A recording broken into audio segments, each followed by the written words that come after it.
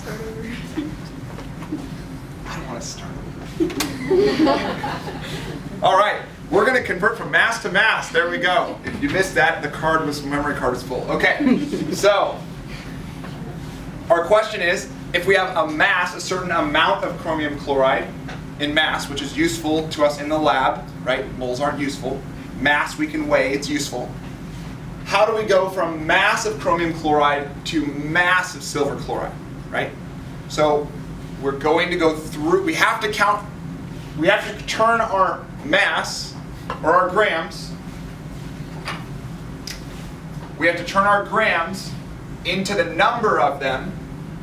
Then we can use the mole ratio, right, to find out how many it makes, and then we can find out what our grams would be in the end, right? That's our three-step process, always. Always 3 steps for this. So, first of all, how many grams of silver chloride do we want to make, according to this question? We want to make 75 grams of silver chloride.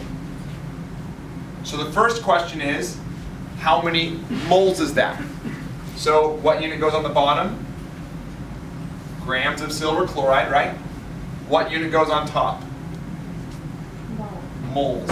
Always go through moles. So the answer is always going to be, if you're in grams, go to moles. What if you're in moles? Go to grams, right? No.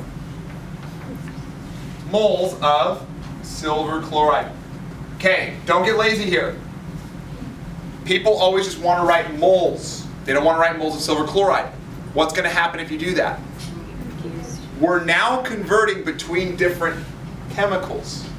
So don't just write moles or grams, write grams or moles of what it is, or you're going to get confused and do it wrong. Okay.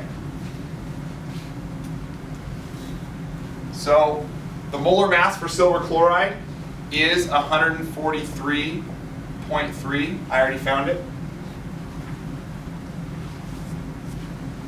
Now that we have it in moles of silver chloride, what are we going to do? Mole ratio. So we're going to go mole of AgCl. And what do we want to find? How many moles of what? Chromium chloride we need, right? So what numbers go in front of these? 3 on the bottom and 1 on top. Very good. 3 on the bottom and 1 on top. Where'd you get them from? That's the coefficients, right? Of the balanced equation. So now we have it in chromium chloride, the thing we're asking about. So we put copy always to the bottom, right? So it's going to be moles of chromium chloride on the bottom. What are we trying to turn it into? Grams of silver nitrate. Grams of chromium chloride. Well, we started with grams of silver chloride, right? So we're trying to find out how many grams of chromium chloride. Yes. And what is this? This is the molar mass again. So 1, and the molar mass is 158.4 of that. So notice the setup. It's always going to be convert to moles. That is always going to be your first step. Your second step for these problems is always going to be what? Change.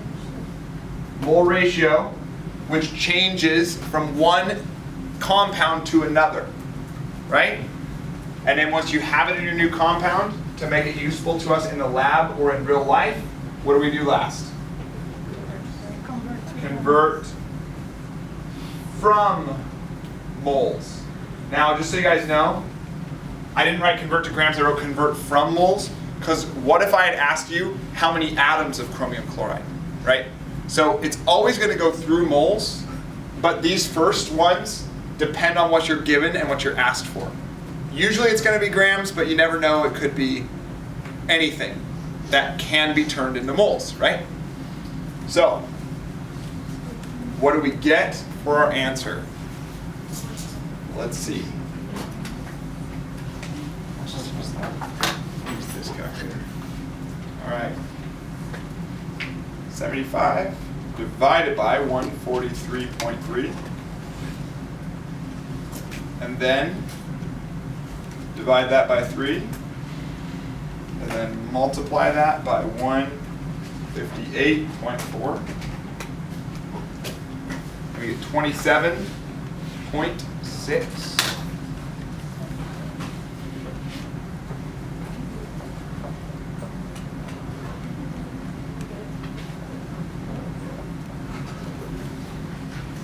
You guys understand what this means? This means if I wanted to make 75 grams of silver chloride, I would need to start with 27.6 grams of chromium chloride.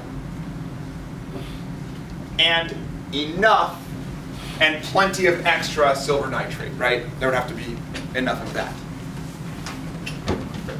All right. Try those others. There's 2 more there.